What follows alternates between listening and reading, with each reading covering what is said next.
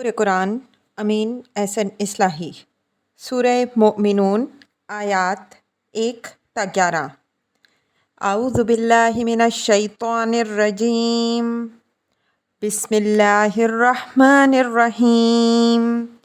قد افلح المؤمنون الذین هم فی صلاتهم خاشعون والذین هم عن اللغو معرضون والذین هم للزکاة فاعلون والذین هم لفروجهم حافظون إلا على أزواجهم أو ما ملكت أيمانهم فإنهم غير ملومين فمن ابتغى وراء ذلك فأولئك هم العادون والذين هم لأماناتهم وعهدهم راعون والذين هم على صلواتهم يحافظون أولئك هم الوارثون الذين يرثون الفردوس هم فيها خالدون۔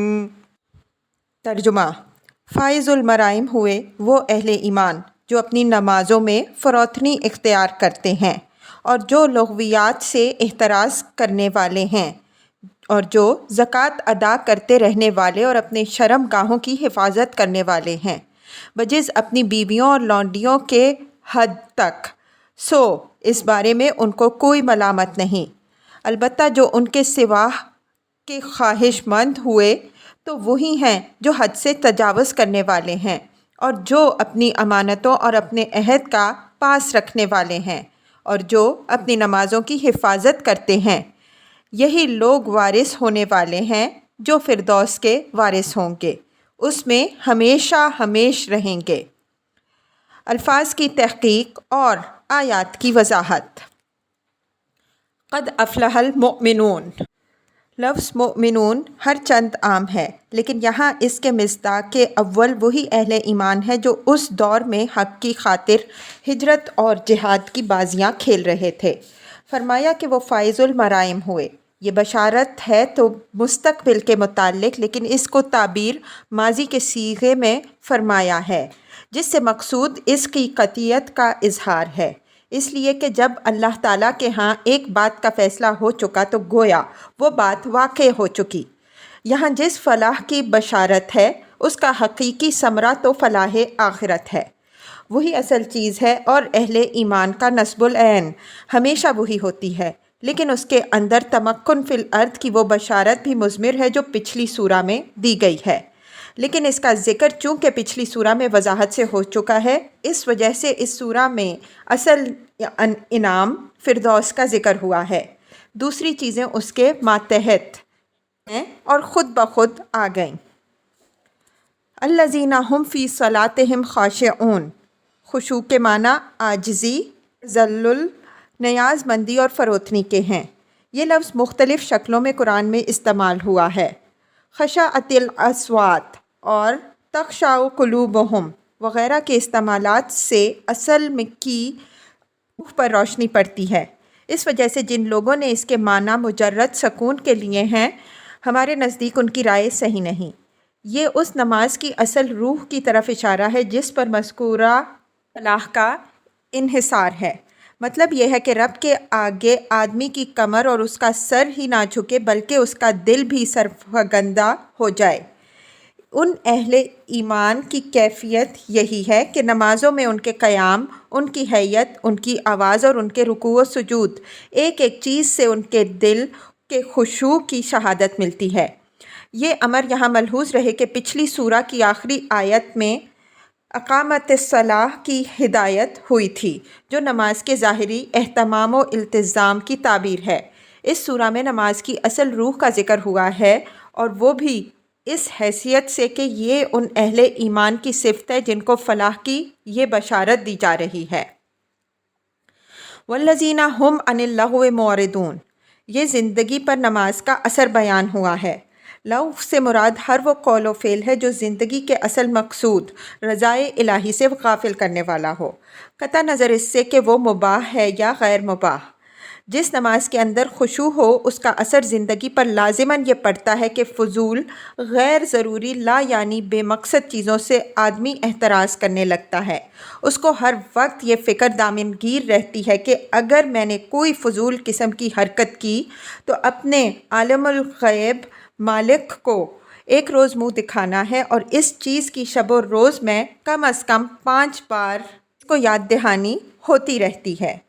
ظاہر ہے کہ جس شخص کا ضمیر اتنا بیدار اور حساس ہو کہ ہر غیر ضروری حرکت سے اس کی طبیعت انزباز محسوس کرے، وہ کسی بڑی بے حیائی اور برائی کا مرتکب کبھی مشکل ہی سے ہوگا۔ نماز کا زندگی پر یہی اثر سورہ عنکبوت میں یوں بیان ہوا ہے: ان الصلاۃ تنہیٰ عن الفحشاء والمنکر۔ 45۔ نماز بے حیائی اور ناپسندیدہ باتوں سے روکتی ہے۔ روکنے کا مطلب یہی ہے کہ وہ ایک نہایت ہی مؤثر واعظ و زجر ہے جو شب و روز میں 5 مرتبہ انسان کو تذکیر کرتی ہے کہ دربار الہی کے شایان شان اعمال و کردار کیا ہیں، اور انسان کو کہاں جانا ہے، اور اس کے لیے اس کو کیا تیاریاں کرنی چاہیے، اور اپنے آپ کو کس سانچے میں ڈھالنا چاہیے۔ آیت کا اصل مفہوم تو یہی ہے، لیکن موقع کلام ایک اور ضمنی مفہوم کی طرف بھی اشارہ کر رہا ہے۔ وہ یہ ہے کہ اس میں مخالفین کی ان خرافات پر ایک تعریض بھی ہے جو اسلام اور مسلمان کے خلاف ہر وقت تے رہتے ہیں۔ یہ مفہوم سورہ قصص کی اس آیت سے نکل رہا ہے: وَإِذَا سَمِعُوا اللَّغْوَ أَعْرَضُوا عَنْهُ وَقَالُوا لَنَا أَعْمَالُنَا وَلَكُمْ أَعْمَالُكُمْ۔ قصص 55۔ اور جب وہ کوئی فضول بکواس سنتے ہیں تو اس سے اعراض کرتے ہیں اور کہہ دیتے ہیں کہ ہمارے ساتھ ہمارے اعمال ہیں اور تمہارے ساتھ تمہارے اعمال۔ یہی مضمون دوسرے مقام میں وَإِذَا مَرُّوا بِاللَّغْوِ مَرُّوا كِرَامًا فرقان 72 کے الفاظ سے ادا ہوا ہے۔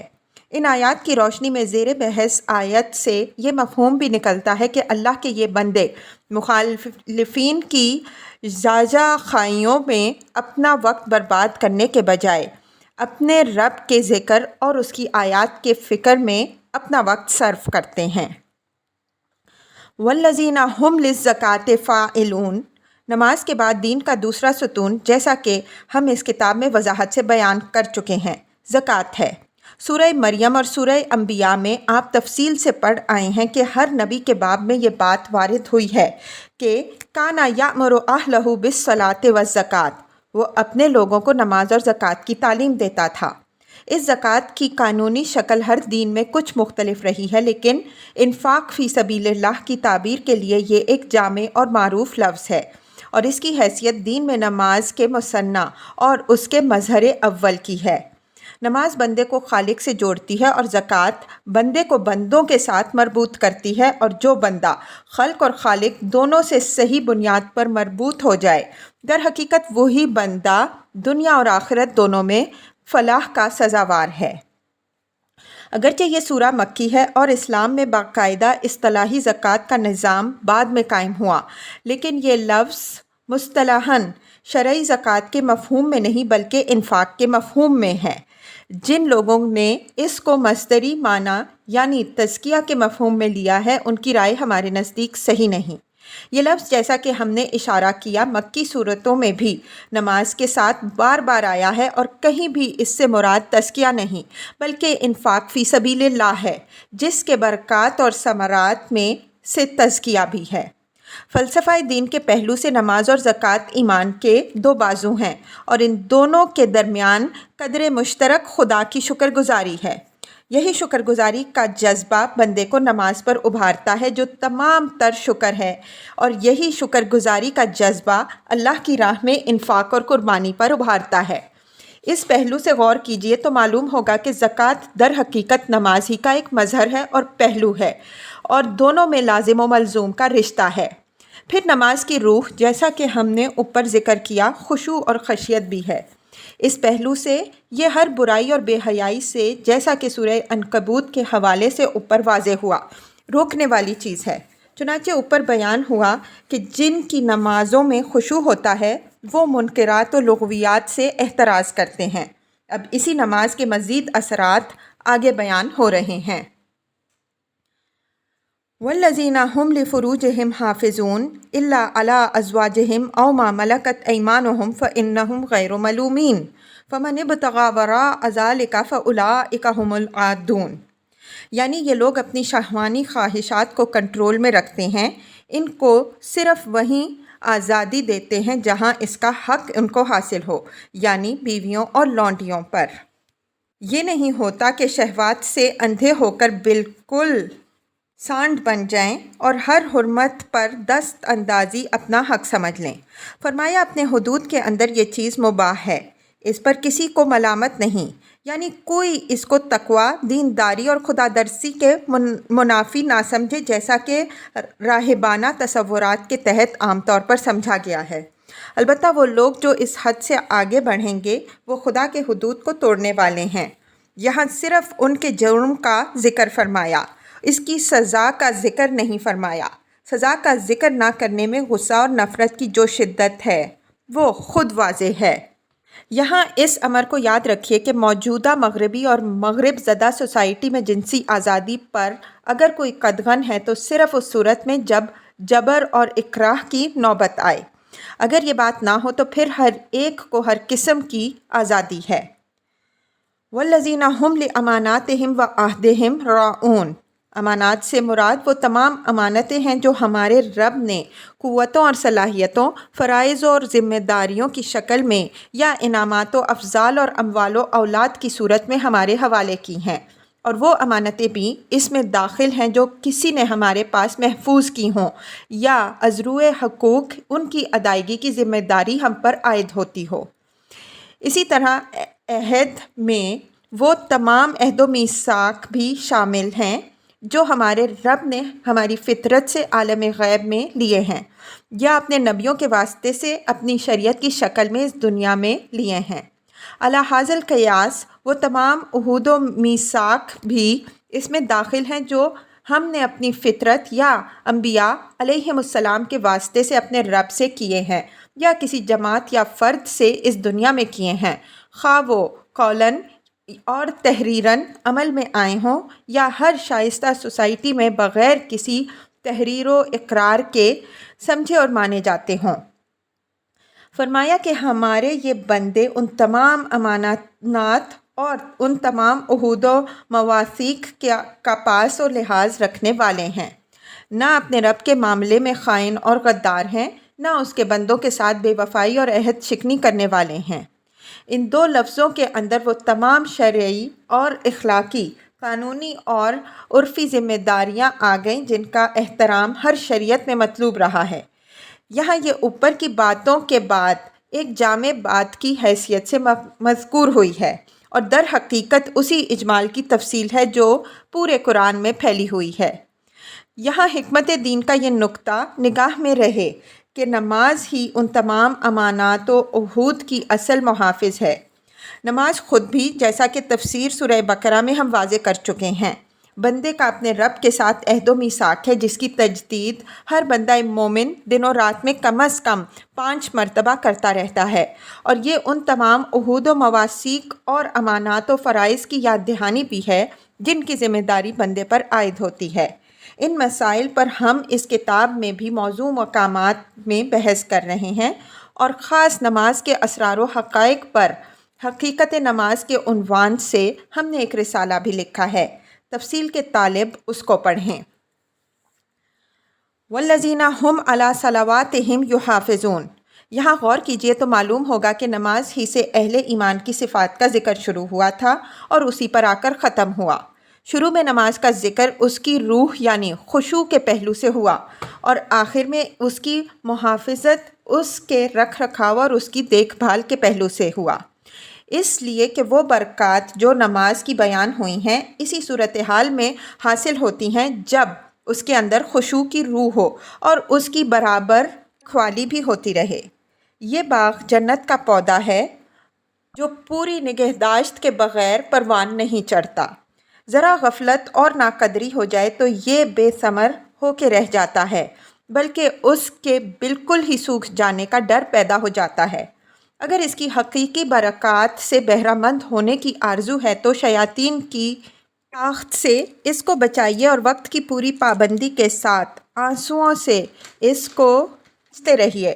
تب کچھ اندازہ ہوگا کہ رب نے اس کے اندر آنکھوں کی کیا ٹھنڈک چھپا رکھی ہے۔